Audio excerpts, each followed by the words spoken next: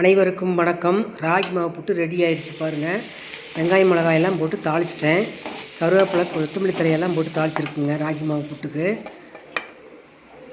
சுண்டல் night ஊற வச்சுருந்தேங்க. காலையில் வேக வச்சு அதையும் வெங்காயம் பச்சை மிளகாய் கருவேப்பிலை கொத்தமல்லி தழையெல்லாம் போட்டு தாளிச்சாச்சு. காலையில் டிஃபனே இன்றைக்கி இதாங்க. நாங்கள் 2 பேரும் இது தான் சாப்பிட்டோம். 1 மணி வரைக்கும் பசிக்காது. 1 மணிக்கு மேலே தாங்க மத்தியானம் சாப்பாடு சாப்பிட்ணும்.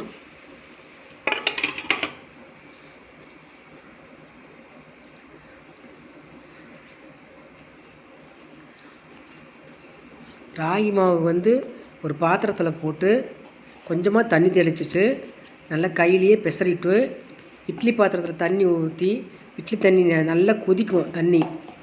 அப்புறம் தட்டத்தில் துணி போட்டு இந்த ராகி மாவு பிணைஞ்சி வச்சதை போட்டு விட்டுறணுங்க. இட்லி தட்டத்தை வச்சு மூடி வச்சிட்டோம்னா நல்லா வெந்துடும். வீட்டுக்குள்ளார கும்முன்னு மணக்கும். சமையல் ரூம் ஃபுல்லாக மணக்குங்க. அப்போ தான் ராகி மாவு வெந்துச்சுன்னு அர்த்தம். அப்போ தான் எடுக்கணுங்க. ராகி மாவு வெந்த உடனே எடுத்து பாதி மாவு தாளிச்சிட்டேன். பாதி மாவில் புட்டு நான் கருப்பட்டி போட்டு பிணைஞ்சி சாப்பிட்டேங்க. நான் கருப்பட்டியும் சுக்கும் போட்டு சாப்பிட்டா எனக்கு ரொம்ப பிடிக்கும். அந்த மாதிரி நான் சாப்பிட்டேன். நான் வெந்துருச்சா இல்லையான்னு ராகி மாவு தொட்டு பார்த்தேன். நான் இப்போ சின்ன வெங்காயம் பெரிய வெங்காயம் கருவேப்பிலத்தில் எங்கள் மரத்து கருவேப்பிலத்தில் ஃப்ரெஷ்ஷாக பறிச்சிட்டு வந்திருந்தேன். அதையும் போட்டு எல்லாம் தாளிச்சாச்சுங்க. சுண்டைக்கல்லையும் தாளிச்சாச்சு. இது குழம்புக்காக எடுத்து வச்சுருக்குறேங்க. மத்தியானம் குழம்பு வைக்கிறதுக்காக சுண்டைக்கல்லையும் எடுத்து வச்சுருக்கேன். ராகி மாவு நல்லா வெந்துருச்சு பாருங்கள்.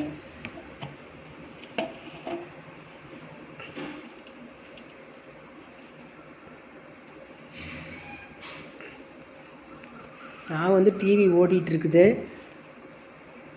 விஜய் திருச்சி வருவார், பேசுவார் ஸ்டேஜில் ஏறின்னு நினச்சிட்டு எட்டி டிவி பார்த்துக்கிட்டே சமையலையே முடிச்சிட்டேன். மணி 1:30 மணி ஆகி இன்னமே விஜய் ஸ்டேஜ் மேலே ஏறி பேசவே இல்லைங்க. என் வேலை எவ்வளோ வேலையை முடிச்சிட்டேன் பாருங்கள். கடுகு போட்டு வெள்ளை உளுத்தம்பருப்பு போட்டு சீரகம் போட்டிருக்கேன் ஜீரணாகிறதுக்காக. சின்ன வெங்காயம் பெரிய வெங்காயம் கட் பண்ணி போட்டிருக்கிறேங்க. தாளிச்சாச்சு. தீயாவது தாளிச்சாச்சு. தேவையான ஒரு தூள் உப்பு தான் போட்டிருக்கேன்.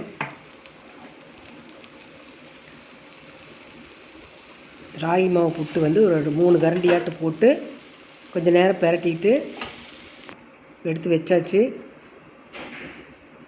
மீதி வெங்காயத்தை இது நல்லெண்ணெய் ஊற்றி கொஞ்சம் ஊற்றி சாப்பிட்டா நல்லாயிருக்கும். அதுக்காக நல்லெண்ணெய் கொஞ்சம் 1 ஸ்பூனாட்டு விடுறேங்க ராகி மாவு புட்டுக்கு. கடலெண்ணெய் போட்டு தான் ராகி மாவு புட்டுக்கு தாளித்தேன்.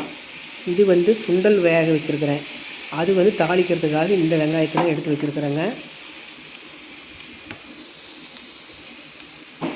சுண்டல் வெந்துருச்சு.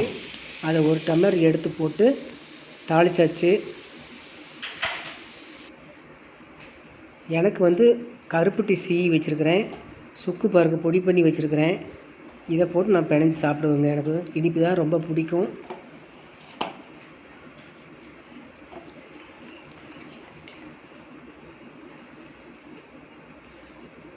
நீங்களும் ராகி மாவுலாம் ரெடி பண்ணி வச்சுக்கிட்டு 15 நாளைக்கு ஒரு தடவை புட்டு செஞ்சு சாப்பிடுங்க. ரொட்டி சுட்டு